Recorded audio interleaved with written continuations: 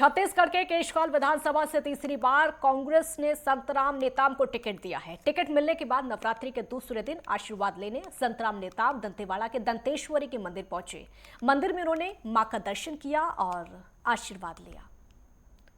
तीसरी बार मिला संतराम नेताम को टिकट। केशकाल विधानसभा से टिकट मिला है। टिकट मिलने के बाद संतराम दंतेश्वरी मंदिर पहुंचे, मां के दर्शन वहां पर किए उन्होंने और आशीर्वाद लिया।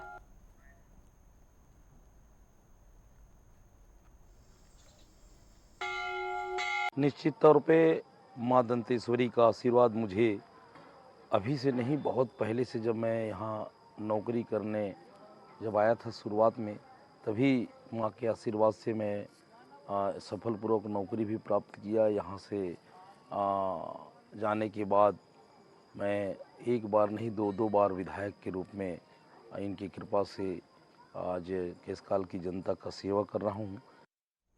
छत्तीसगढ़ में 75 दिनों तक चलने वाले बस्तर दशहरे में जोगी बिठाई की रस्म पूरी कर ली गई है। पूरे विश्व में मशहूर बस्तर दशहरा में जोगी बिठाई की रस्म बहुत महत्वपूर्ण है और इस रस्म के बिना बस्तर दशहरा पूरा नहीं हो सकता।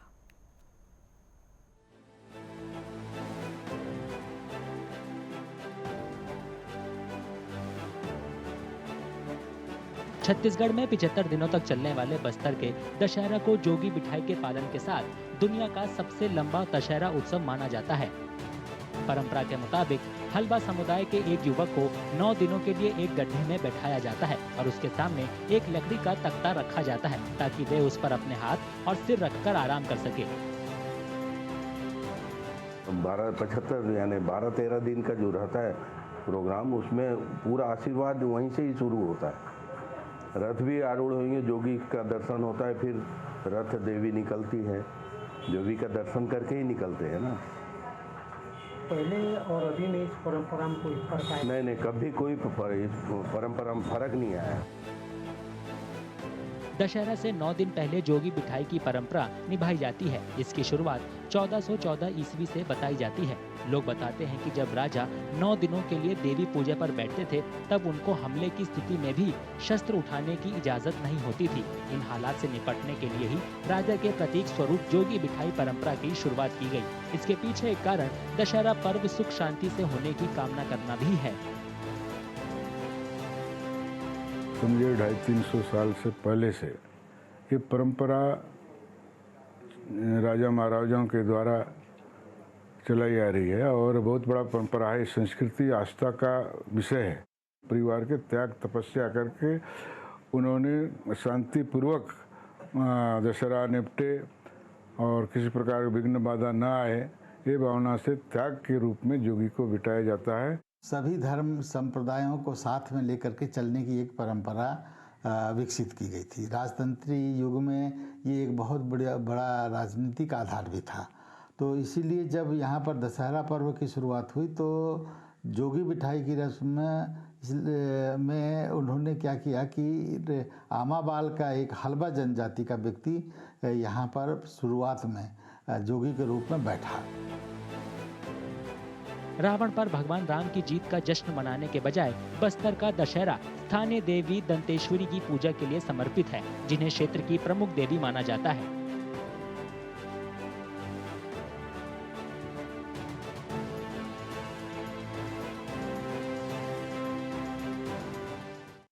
मध्य प्रदेश में 17 नवंबर को विधानसभा चुनाव की वोटिंग होनी है। ऐसे में राज्य के वोटर्स को जागरूक करने के लिए इंदौर के दुकानदारों ने एक स्पेशल घोषणा की है। दुकानदारों ने वोटिंग वाले दिन मतदाताओं को फ्री में पोहा जलेबी खिलाने का ऐलान किया है और इसी के साथ एक शर्त भी रखी है। लेकिन वो शर्त क्या है, इस रिपोर्ट में आप देखिए।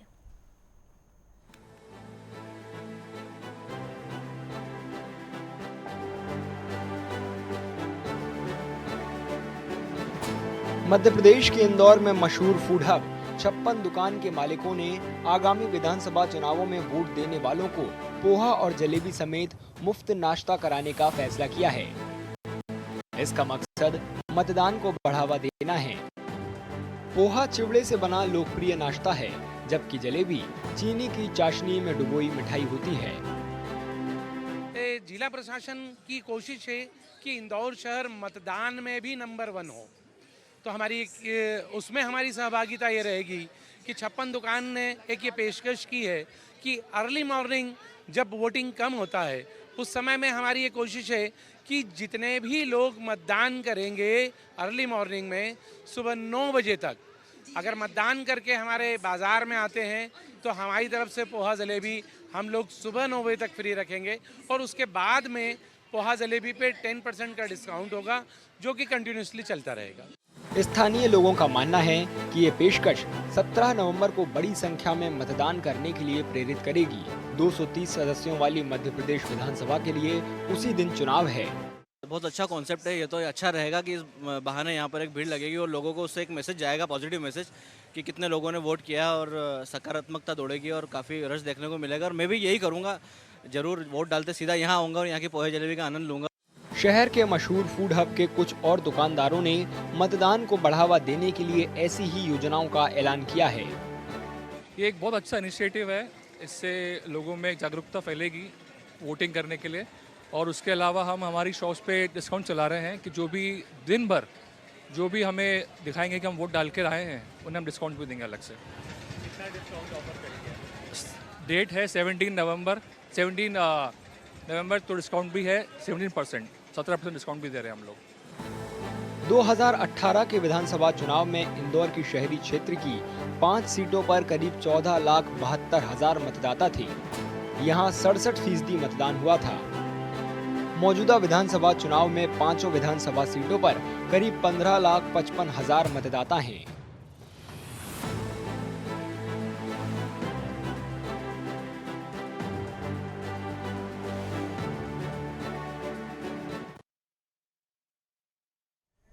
एक ब्रेक यहां पर रुकेंगे, जल्द लौटेंगे।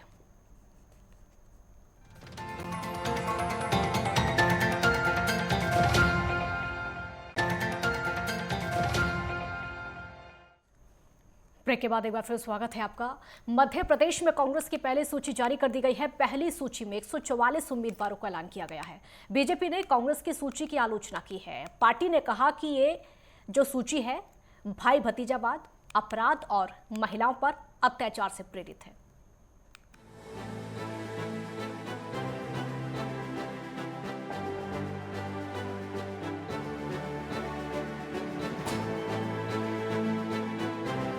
कांग्रेस ने अगले महीने मध्य प्रदेश विधानसभा चुनावों के लिए घोषित 144 उम्मीदवारों की पहली सूची में राज्य इकाई के प्रमुख कमलनाथ सहित 69 मौजूदा विधायकों को टिकट दिया है। अभिनेता विक्रम मस्तल को मुख्यमंत्री और वरिष्ठ भाजपा नेता शिवराज सिंह चौहान के खिलाफ सीहोर के बुधनी से मैदान में उतारा गया है। प्रदेश कांग्रेस अध्यक्ष और पूर्व मुख्यमंत्री कमलनाथ को उनके गृह क्षेत्र छिंदवाड़ा से टिकट दिया गया है। कांग्रेस पार्टी ने 144 उम्मीदवारों की लिस्ट की घोषणा की है। सभी 144 योद्धा, ये सब ऐसे योद्धा हैं जो भारतीय जनता पार्टी के झूठ, लूट, कुशासन, भ्रष्टाचार, छल कपट और खोखो से बनी हुई सरकार इसलिए कह रहा हूं क्योंकि सत्ता बल और धन बल के पुरजोर उपयोग से ये सरकार बनी थी। आप सबको पता है, मध्य प्रदेश की जनता ये जानती है। जनता बदलाव चाह रही है, पूरे मध्य प्रदेश में चाह रही है। उस बार हमें उम्मीद है माननीय कमलनाथ जी के नेतृत्व में 150 से ज़्यादा हमारी कांग्रेस की सीट आने वाली है और भारी बहुमत के साथ हमें विजयश्री प्राप्त होने वाली है। कांग्रेस ने ओबीसी से 39, अनुसूचित जाति से 22 और अनुसूचित जनजाति से 30 उम्मीदवार चुनाव मैदान में उतारे हैं। सूची में 47 उम्मीदवार सामान्य वर्ग से हैं, 6 अल्पसंख्यक हैं और 19 महिलाएं हैं। सपरा ने कहा कि 144 में शामिल 65 उम्मीदवार 50 साल से कम उम्र के हैं। कमलनाथ ने राज्य में सच्चाई और इंसाफ देने वाली सरकार के नाम पर लोगों से कांग्रेस को वोट देने की अपील की। चुनौती ये नहीं सामने कौन है, चुनौती ये है जो जैसा मैंने पहले कहा कि जो मेरे कर्म है जनता उनको देखेगी, उन कार्यों को देखेगी। जो सामने चुनाव लड़ रहे हैं उनका भी मूल्यांकन करेगी और अंक देगी मतों के आशीर्वाद से। मुझे विश्वास है उस मूल्यांकन में मैं खरा उतरूंगा। बीजेपी ने कांग्रेस की सूची की आलोचना की है। पार्टी ने कहा कि ये सूची भाई भतीजावाद, अपराध और महिलाओं पर अत्याचार से प्रेरित है। कांग्रेस की सूची तो जब ही आनी थी जब बोली फाइनल हो जानी थी। बोली लगी एक एक सीट पर, कमलनाथ जी के दरबार में, दिग्विजय सिंह जी के दरबार में, नेहरू परिवार में। जिसने ज्यादा बोली लगा दी उसको टिकट मिल गया। पूरी तरह साफ होने वाली है मध्य प्रदेश से कांग्रेस। भाजपा की सरकार बनेगी, प्रचंड बहुमत से बनेगी। 2018 के विधानसभा चुनावों में कांग्रेस को 230 सदस्यों वाले सदन में 114 सीट मिली थी। पार्टी ने कमलनाथ की अगुवाई में समाजवादी पार्टी, बहुजन समाज पार्टी और निर्दलीय विधायकों के समर्थन से सरकार बनाई थी। कमलनाथ सरकार 15 महीने बाद गिर गई। ज्योतिरादित्य सिंधिया के वफादार विधायक उनके साथ कांग्रेस छोड़कर बीजेपी में शामिल हो गए थे। मार्च 2020 में बीजेपी सत्ता में लौटी और शिवराज सिंह चौहान ने रिकॉर्ड चौथी बार मुख्यमंत्री का पद संभाला। 230 सदस्यों वाली राज्य विधानसभा के लिए 17 नवंबर को मतदान होंगे। वोटों की गिनती 3 दिसंबर को होगी।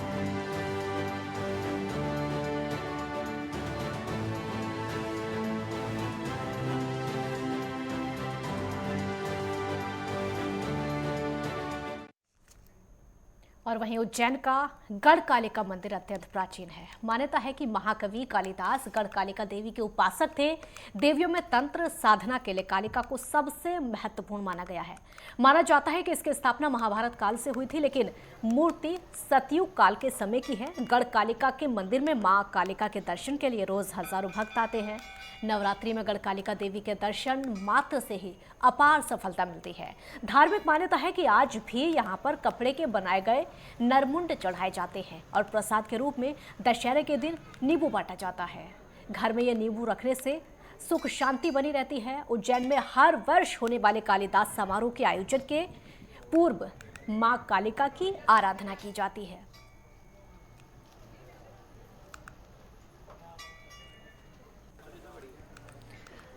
तो मध्य प्रदेश में विधानसभा चुनाव से पहले दल बदल का दौर जारी है। बालाघाट जिले की वारासिवनी से निर्दलीय विधायक प्रदीप जायसवाल बीजेपी में शामिल हो गए।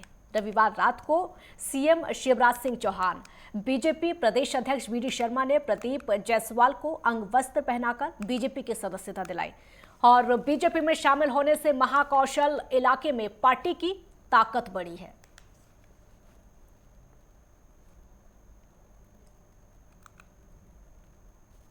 देखिए, निर्दलीय के तौर पे मैंने 5 साल काम किया। आरआरके का हमने वर्तमान जो सरकार थी माननीय शिवराज चौहान जी की, उसको हमने समर्थन दिया था। तो एक निर्दलीय विधायक का जो कर्तव्य होता है वो निर्दलीय के तौर पे करना तो संभव नहीं हो पाता है। तो पहले जैसे मैंने कांग्रेस को समर्थन दिया था, लेकिन सरकार दुर्भाग्य से 1.5 साल में गिर गई, फिर नई सरकार को समर्थन दिया। तो कहीं ना कहीं ऐसा लगा कि भविष्य में जब हमको समर्थन नहीं देना है तो क्यों ना हम सिंबल से चुनाव लड़े, पार्टी के माध्यम से। नहीं, ऐसा कोई कारण नहीं है। सरकार गिर गई।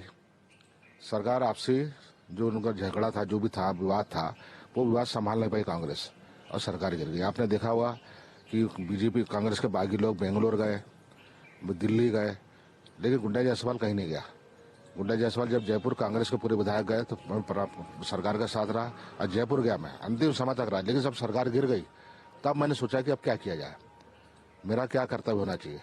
तो मुझे ये समझ में आया कि मुझे किसी पार्टी ने टिकट नहीं दी, मुझे टिकट दी वारासिवनी क्षेत्र की जनता ने और वोट भी दिया वारासिवनी क्षेत्र की जनता ने। तो मुझे जनता के बारे में सोचना चाहिए और जनता की अपेक्षाओं को पूरा करने के लिए फिर मुझे लगा कि नई सरकार को समर्थन देना। अन्यथा अगर मैं कांग्रेस के साथ खड़ा रहता तो आज मैं जनता मेरे से निराश होती कि हमने गुड्डा जायसवाल को निर्दलीय चुनाव जिताकर गलती कर दी, इससे तो कोई काम ही नहीं किया। तो ये मजबूरी थी विकास के लिए, तो मैंने नई सरकार को समर्थन दिया। नई सरकार के साथ मेरा 3.5 साल जो अनुभव रहा, जो ने भरपूर सहयोग किया हर तरह, सामाजिक, सांस्कृतिक, धार्मिक और राजनीतिक क्षेत्र में, हर क्षेत्र में जो काम मैंने किया, युवाओं के लिए, महिलाओं के लिए, बुजुर्गों के लिए और क्षेत्र को आगे इंदौर भोपाल के समकक्ष लाने के जो मेरी अपेक्षाएं थी जनता की, उन अपेक्षाओं को मैंने पूरा किया। छत्तीसगढ़ में कांग्रेस ने विधानसभा चुनाव के मद्देनजर 30 प्रत्याशियों की पहली लिस्ट जारी कर दी है। पूर्व सीएम रमन सिंह के सामने कांग्रेस ने राजनांदगांव से गिरीश देवांगन को चुनावी मैदान में उतारा है। नेटवर्क 10 संवाददाता ने गिरीश देवांगन से खास बातचीत की। उन्होंने क्या कुछ कहा, देखिए। कांग्रेस ने 30 प्रत्याशियों के साथ अपना जो पहला लिस्ट वोट मांगने है, जहाँ पर राजनांदगांव से जो है गिरीश देवांगन जी को घोषित किया गया है, जो कि वहाँ पर से जो है पूर्व मुख्यमंत्री डॉक्टर रमन सिंह भी लड़ने वाले उनके सामने गिरीश देवांगन जी होंगे, उनसे बात करेंगे। सर, आप रमन सिंह के सामने खड़े हो रहे हैं, कितना चुनौती मानते हैं? देखिए, मेरा भी राजनीतिक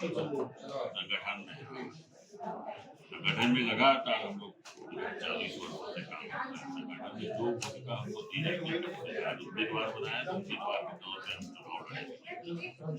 जहाँ तक कि डॉक्टर रमन सिंह जी की बात है, डॉक्टर रमन सिंह जी का चेहरा किसान विरोधी, किसानों के शोषण के रूप में और विकास विरोधी। एक समय वो अपने आप विकास यात्रा निकाले थे। यदि विकास ढूंढने जाए, राजनांदगांव विधानसभा में 15 साल के मुख्यमंत्री का विधानसभा क्षेत्र भारी उपेक्षा है। ये सब मुद्दों को लेकर हम चर्चा करेंगे। कितना चुनौती देख रहे हैं, क्योंकि रमन सिंह है तो वहाँ मंत्री रहे 15 साल तक, और क्या आपको कुछ लग रहा है कि हार का कुछ ऐसा है? देखिए, कांग्रेस से कार्यकर्ता थे, मैं भी एक कार्यकर्ता ही हूँ और कांग्रेस के कार्यकर्ता और चुनाव यदि जीत जाते हैं आप राजनांदगांव से, तो सबसे पहला काम क्या करेंगे? राजनांदगांव में विकास की प्राथमिकता है, वहाँ की जनता तय करेगी। जैसा जैसा विकास की प्राथमिकताओं में जो आएंगे तो ये थे गिरीश देवगन जी का साफ कहना है कि राजनांदगांव का विकास के लिए जो रहेंगे तमाम को पूरा करेंगे, और कांग्रेस लगातार बेहतर काम कर रही है और रमन सिंह को हरा कर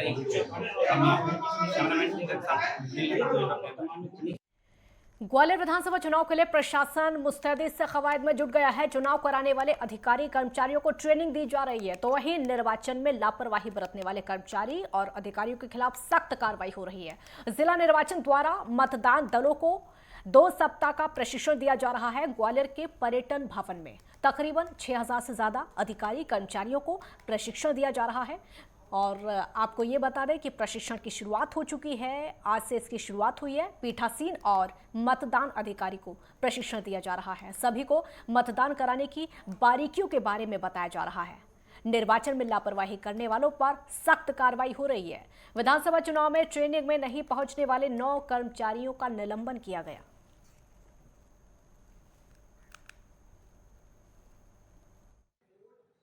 विधानसभा निर्वाचन 2023 के अंतर्गत यह औपचारिक रूप से हमारा पहला प्रशिक्षण है। इस प्रशिक्षण में हम पीठासीन अधिकारी और मतदान अधिकारी क्रमांक 1 को प्रशिक्षित कर रहे हैं, और यह प्रशिक्षण आज से प्रारंभ होगा, निरंतर 28 तारीख तक जारी रहेगा। और इस प्रशिक्षण में हम प्रशिक्षणार्थियों को न सिर्फ सैद्धांतिक बल्कि ईवीएम का हैंड्स ऑन प्रशिक्षण भी देंगे, और जो विभिन्न प्रपत्र हैं निर्वाचन प्रक्रिया से जुड़े, उन प्रपत्रों को भरने का प्रशिक्षण भी देंगे, किस प्रकार से उन प्रपत्रों को भरा जाना है। 2018 की तुलना में जो चेंजेस हुए हैं, जो बदलाव हुए हैं निर्वाचन की प्रक्रिया में, उन चेंजेस पर भी हमारा फोकस रहेगा। रायगढ़ में नए कलेक्टर कार्तिकेय गोयल ने कलेक्ट्रेट सभागार में प्रेस वार्ता की और उन्होंने पत्रकारों को आचार संहिता और मतदान को लेकर जानकारी दी। ये पत्रकारों से औपचारिक मुलाकात थी। उन्होंने चुनाव के दौरान किसी तरह की आचार संहिता का उल्लंघन होने पर स्थिति को संभालने की बात कही, और साथ ही साथ उन्होंने ये भी कहा कि निस्तारण किस तरीके से हो सकता है। ये बताया कि दिव्यांगजनों और 80 वर्ष से अधिक उम्र के मतदाताओं के लिए मतदान की सुविधा पर जिस तरह की भी कोई सुविधा हो सकेगी, घर पहुंच सकेगी। आने वाला जो हम लोग का चुनाव है, उसमें प्लीज़ आप लोग आगे से आगे बढ़ चढ़कर अपने वोटिंग के हक का उपयोग करें। यदि आपको किसी भी प्रकार की बाधा या दिक्कत आती है तो कृपया जो टोल फ्री प्रणालियां हैं उनका उपयोग करें। अपने बीएलओ से संपर्क में रहें। बीएलओ यानी block level officer, booth level officer. इस बार भारत निर्वाचन आयोग ने कुछ नई प्रणालियां चालू करी हैं। जो 80 वर्ष से ऊपर और दिव्यांगजन हैं उनके लिए घर पहुंच सेवा है वोटिंग की। मेरा अनुरोध रहेगा वो लोग उसका उपयोग करें। छत्तीसगढ़ के सरायपाली नगरपालिका के उपाध्यक्ष सुशीला गंगाराम पटेल के खिलाफ लाए गए अविश्वास प्रस्ताव पर मतदान हुआ, जहां पर पीठासीन अधिकारी ने मतदान प्रक्रिया को विधिवत शुरू करवाया। और अविश्वास प्रस्ताव पर मतदान प्रक्रिया पूरी होने के बाद नगरपालिका उपाध्यक्ष सुशीला गंगाराम पटेल के खिलाफ लाया गया अविश्वास प्रस्ताव बहुमत के अभाव में ध्वस्त हो गया। और एक बार फिर से नगरपालिका उपाध्यक्ष पद पर सुशीला गंगाराम पटेल ने अपना बहुमत हासिल किया। नगरपालिका अध्यक्ष अमृत पटेल और सभापति हरदीप सिंह रैना ने इस अविश्वास प्रस्ताव के ध्वस्त होने पर कहा कि ये पार्षदों की एकता की जीत है। ये सत्य की जीत है और कहा कि नगर में जिस तरह से विकास कार्य तेजी से हो रहे हैं उसको देखकर विपक्ष के लोग बौखला गए हैं और बौखलाहट में लगातार इस तरह के अविश्वास प्रस्ताव ला रहे हैं।